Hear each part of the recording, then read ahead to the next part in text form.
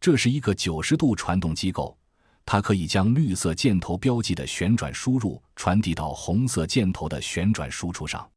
通常可以用一对锥齿轮来实现，但这种机构运行起来更平稳，噪音也更小。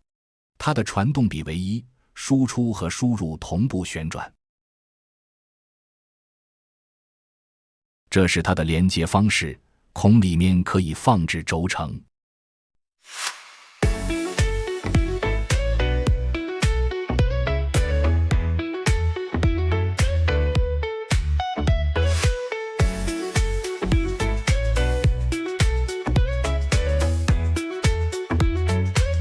这是2轴相交处的运动轨迹，是一个椭圆。